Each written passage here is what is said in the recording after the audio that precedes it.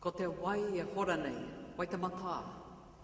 Ko te marae e takoto rā, ko waipapa. E te rangatira e tāpō, ka tika te kōrero, hoki wairua mai. Hoki wairua mai tēnei pō. Kia tika ai ngā whakaaro, kia tika ai ngā kōrero. I aku rangatira,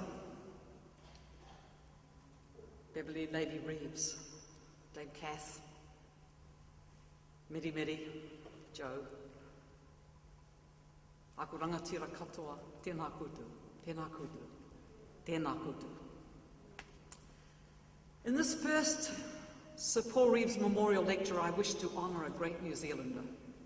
Thoughtful, robust and astute, Sir Paul lived a passionate life, inspired by a quest for the shared good and the common ground, and a deep and abiding sense of justice.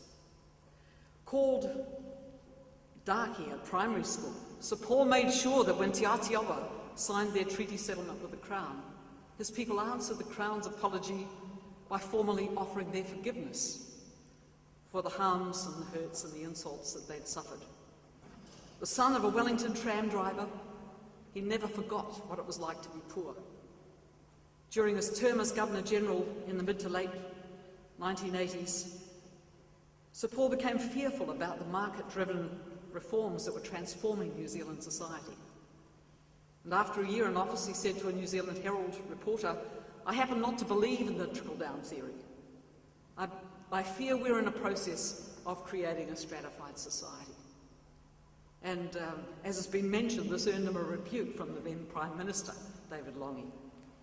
But he was unrepentant and said 2 years later, "The spirit of the market steals life from the vulnerable." Sir Paul was also deeply concerned about the impact of market-led philosophies on iwi leaders, noting that the transfer of wealth and treaty settlements wasn't always being reflected in improved social and economic statistics for Māori.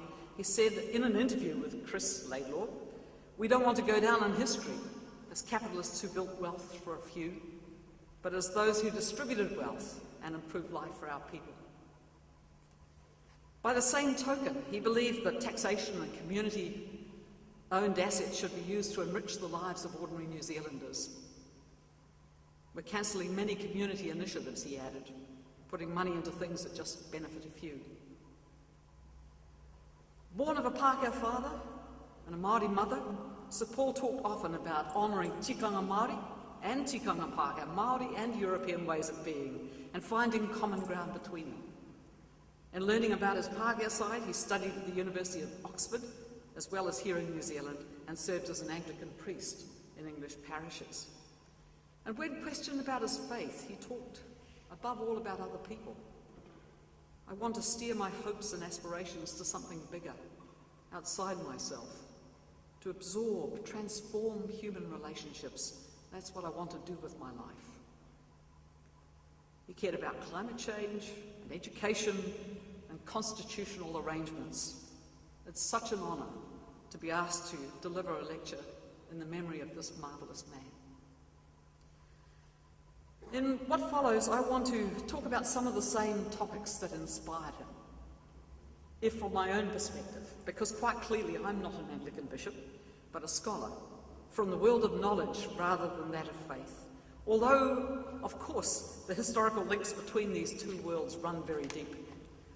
After all, the first universities were monastic institutions, with the slight disadvantage that scholars were not allowed to get married.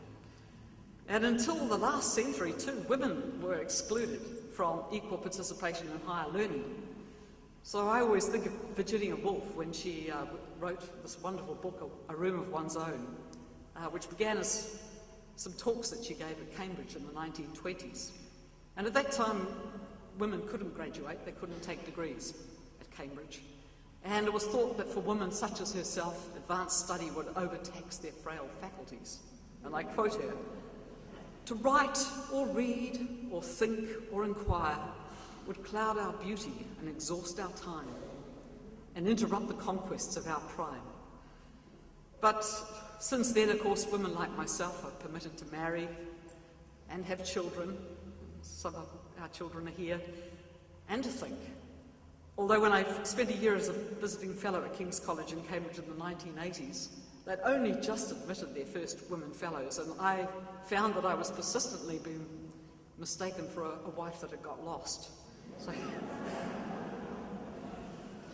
So I'm thinking about, actually it's such a great honour too to follow Dame Kath and talking about glass ceilings.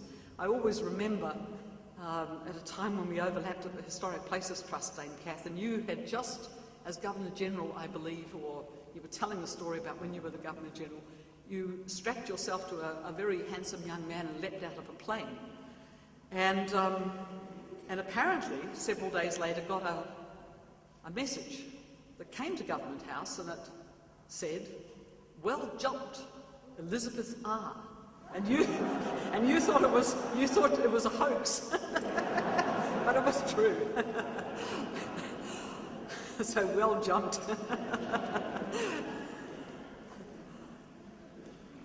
But in any case, I want to inquire into some aspects of our collective life as New Zealanders, because like Sepul, I think it's possible that at present we are trapped in some habits of mind that are limiting our potential as a small, intimate society, inhabiting some of the most beautiful and productive landscapes and seascapes in the world.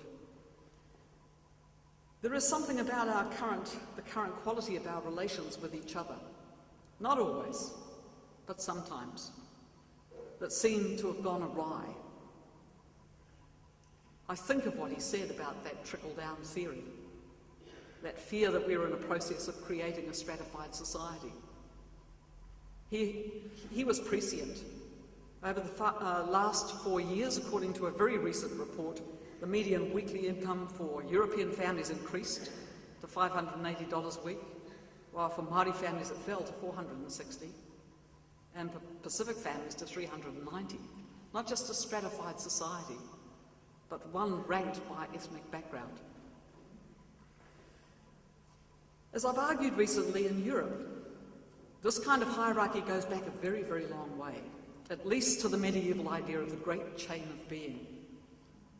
Here, the cosmos was ranked, with God at the top, followed by serried ranks of archangels and angels, the divine monarch, and then the ranks of the aristocracy and the commoners.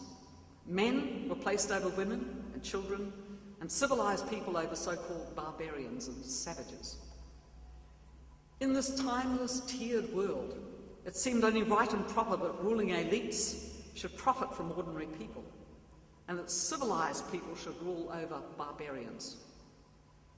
And since people were placed over plants and animals and minerals, and the earth itself, it also sort of seemed natural that people should exploit these other forms of life, even to the point of destruction. Somehow, it was thought that this kind of exploitation was for the common good, a trickle-down theory on the cosmic scale. And then, in the 17th century, this old idea, one that is still, I think, very much with us, it hasn't gone away, took a new twist when the French philosopher Descartes had a new vision of the nature of things that was powerful in its